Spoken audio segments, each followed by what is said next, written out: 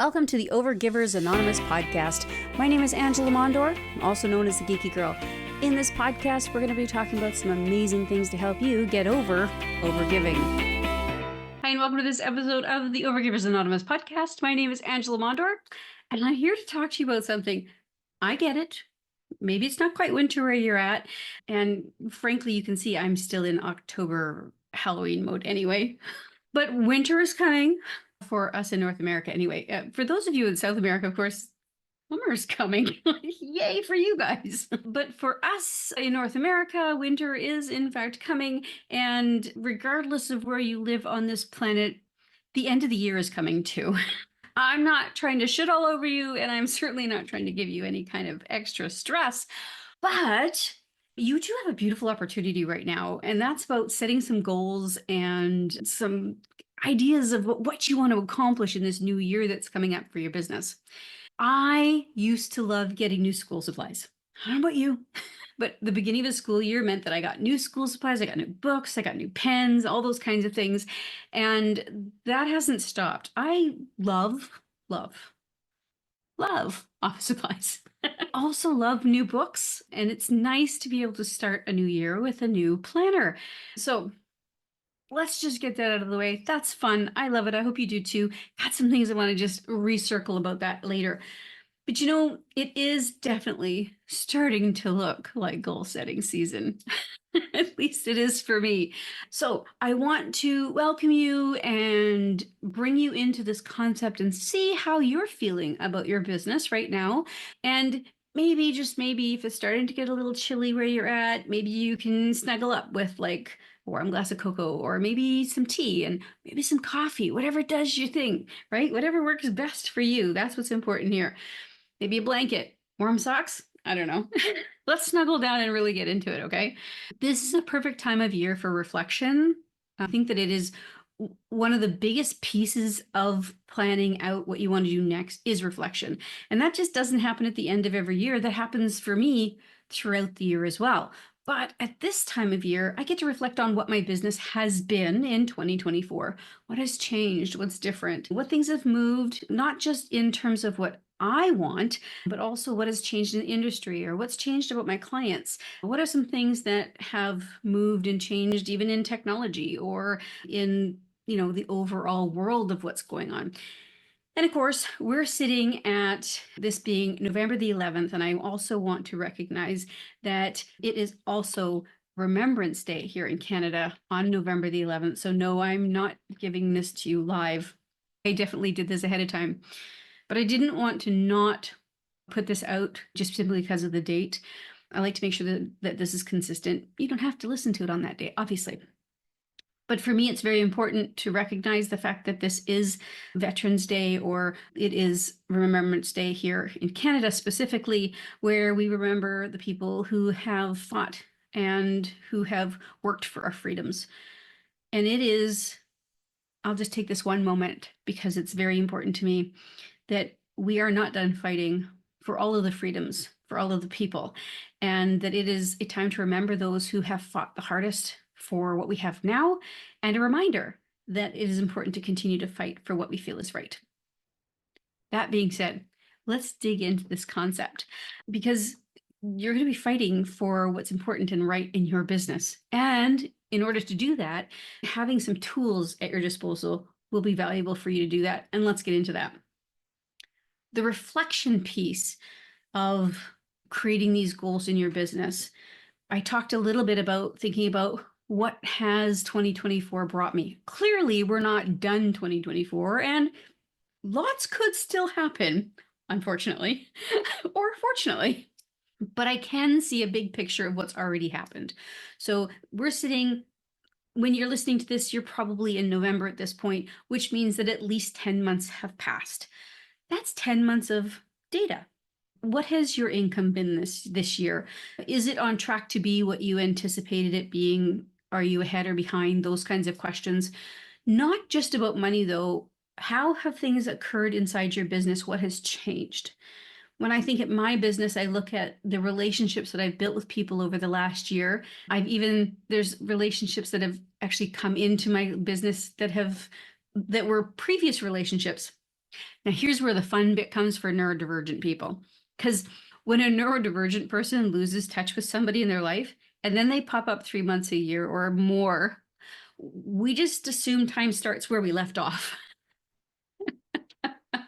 Most of us. I'm not going to say all of us, but like most of us, which is, I just assume that's kind of normal, but it isn't. I've learned years ago that that is not normal. Normal's the wrong word for it, but neurotypical people, when time passes, they feel the time passing. Whereas I typically just pause that person where they were and assume we can just pick up where we were. Now, when I do that with a neurodivergent person, it in fact works that way, and it's beautiful. We both paused, we came back, we're in the same place. Yay. I always get surprised when it doesn't happen with a neurotypical. And I, say, oh, geez, blah, blah, blah. And they're just like, we haven't talked in like a long time. What are you doing?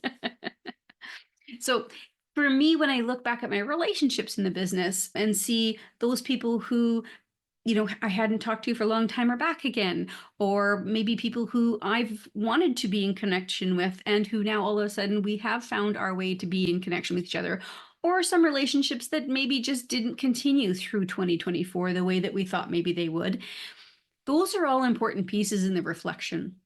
We can look at those relationships with our people and say, what's been great about those relationships or what hasn't been great with those relationships. We get to learn about ourselves and we get to learn about other people around us, which then helps us to create plans for the new year. We get to integrate those things into our new plans. So, when you think about the people that you've worked with, for example, you might have some people where you're like, oh, you are a hell yes, I'd show up all day long and I would do extra work for you because you're an amazing human. And then you might have other people who's like, whew, you were a lot of work and the relationship kind of sucked a little bit. And I'm not sure if the energy versus money exchange worked really well. Then you can look at those two people and those two relationships you have, and then start to choose how you want to move forward about who you want to work with, right? Who do you want to attract to work with? So those kinds of reflections are important. And then, of course, the reflections on how you handled the year. What were some of the brighter moments and what were some of the darker moments? What were some of the things that happened where you thought, oh, you know what? I've totally got this. I feel like a total queen. And other times when you went, I feel like I should give up and just like, never mind, because I'm not good enough for this. You had all those moments throughout the year, and hopefully you've recorded a few and you've celebrated some. You've also learned from a few others. This is a really good time to do those things, to say, where is it? What works for you and what doesn't? I got caught the other day. Somebody had said, why isn't it you don't do X, Y, and Z? And I almost said because I didn't have time. And I went, you know what? No, it's not that. I just don't like it. So when we are honest with ourselves, then it's really that allows us to be able to make choices that make things better for us and also better for our clients, the product we deliver, those kinds of things. There is never a day when me being on a video call with a client at 6 o'clock at night is a good idea. I have done it when my clients have traveled to like Australia. We've done it as a onesie twosie. It's never been an entire relationship. And I know there's a difference and they know there is a difference, right? And we honor that before we walk into that situation. But I need to put those boundaries around what's going to work because I don't want to show up in a not great way for my clients, right? So what is working for you and what isn't is a great reflection as well, because it helps to set up how you want to move forward in the new year. Then think about your business. What are the things that you loved doing for your clients? And what are the things you didn't like doing for your clients? Or what are the things you loved doing inside your business? Or are the things you didn't? For me, it's accounting. Straight up, I really just don't like doing accounting. It takes a lot of energy. Some of those things are looked after by other people now and some aren't. There's some things you can and some things you can't offload. So when you're thinking about these things in your business, these are some choices you're making. So how can I make this so that it's easier for me? What are the steps that I can take? And then you can start to think about that plan as to what you want to do. So this is why reflection is really important, because it allows you to be able to make really great ideas come to life in ways that won't crush you or cause you extra stress.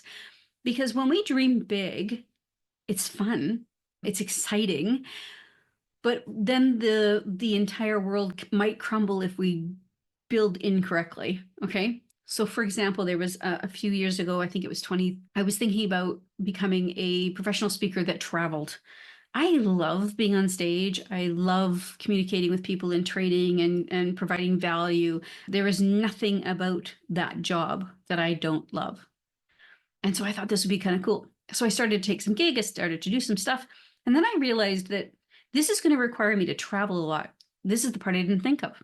I'm going to live out a suitcase a lot of the times. I'm going to be in a whole bunch of hotel rooms. I'm going to be constantly looking for Ubers and taxis and things in different cities all over the place. And airport security is never my friend. I'm like way over prepared going in, but I'm super stressed all the way through. So when I started to look at the different pieces, I went, this is really not a cool idea for me. How can I still deliver my training? How can I still provide value, but not travel like that? Hence, my business evolved and changed. So it's important for you to understand about what you are doing for your clients or what you're hoping to do for your clients and be able to look at it and say, does that make sense for me? Is that something that I am going to want to do? Essentially. Okay. So then you can dream big and you can start to say, here's all these amazing things I want to accomplish. And then you can really dive into the concept of creating these things. Once you start to create these big dreams, you can then quantify it by the reflections that you've just gone through. Does that really make sense? Or is there another way to do it? Because let's be honest, there is a cornucopia of ways that you can do any one thing. There isn't one way to build an email list. There isn't one way to public speak. There isn't one way to be a consultant or a coach or whatever. There's so many different ways to do all of those things. So it isn't just a one-way street, okay? Choose what you want to do and then say, this is how I've seen it done and I really don't like it that way. Or here's how I've seen it done. I'd like to tweak it, right? Now you get to dive in and look at this. So this isn't about the typical goal setting. This isn't traditional corporate-y kind of stuff. This is about building a life and a business that suits you.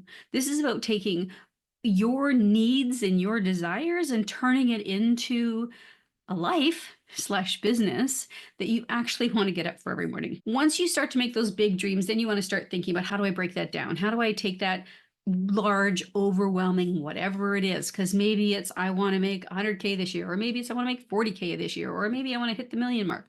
Whatever the case may be, it's a big thing because we've dreamed big, right? Maybe it's, I want to add X amount of people to a program that you have, or, membership or something. Ooh, that's a big number. Might feel that way, and it should feel that way. Here I am shitting on you. But when we dream big, those dreams can be overwhelming after we've dreamt them. And so then we talk about how we can break those down. We break the yearly goals down into quarters. We take those quarters and we break them down to months. And then the months, we just have every week, what do we have to accomplish based on that month? Now you're working on the pebbles, right? That little bits of sand. It's not as big deal as thinking of that great big huge issue that's up there. So in that way, it makes it way less stressful. You're way less likely to burn out, and you are now feeling way more accomplished. Because when you check off that list at the end of the day, at the end of the week, the end of the month, the end of the quarter, you're rolling up to those bigger dreams. Okay. So when you are thinking about this, it's important to check in. I often say that, we plan that year, but then we should plan each quarter, and then we should plan each month. And every time you do this, you check in. Remember I said we can reflect often, and we do. I do. I reflect every month and I reflect every quarter, because then it allows me to say, hey, what's working for me right now and what isn't? Am I still on track for those goals? Do those goals still make sense to me throughout the year? Because sometimes it's important to pivot. Sometimes we're not pivoting. Sometimes we're just off the beaten track a little bit and come back on again. There's lots of things that happen in our lives, and we need to be prepared for those things because they're not predictable and they can be overwhelming. So let's give them some space. Okay. So if you're somebody who's like, oh my God, Angela, this all makes sense and I got it. Thank you so much. I'm going to go get myself a planner and make it happen. And this is fantastic. Go for it. Have a blast. If you're like, this all still sounds so complicated, I got you. No problem. I got your 6. We have the Rockstar Success Circle, where we do all of these things together as a community. We actually have a brand new planner every quarter, which is nice because we get a brand new shiny empty planner every quarter. You know how much I love empty planners. So we get to focus on 90 days at a time, a quarter at a time. And in here, we have all the planning tools you need for planning your year, your quarter, your month, and your weekly non-negotiables as well. And we do it together. So we meet for we have a yearly planning party, we have quarterly planning parties, and we have monthly planning parties. Notice their parties. They're not planning sessions. We have fun when we get together, and we're very supportive. So everybody in the community is super supportive, helping each other out to see different ways that they can accomplish things, people giving ideas on how somebody can break something down a little differently. The ahas that come out of these calls are phenomenal. You wouldn't want to miss one of them. But that community is absolutely brilliant. So if that's something you're like, you know what, I like what you're saying, I like what you're doing, but I need help, this is the best way to get the help. We'll help you with your entire 2025, making sure you plan it, but also check in on it, the reflections all the way through.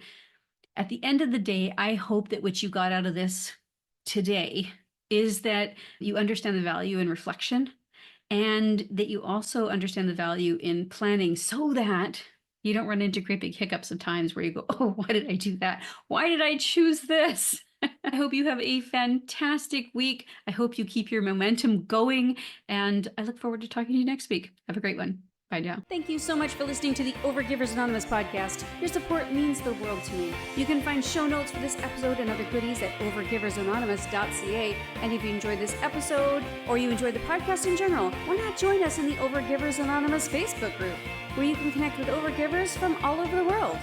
Head on over to geekygirl.ca/group.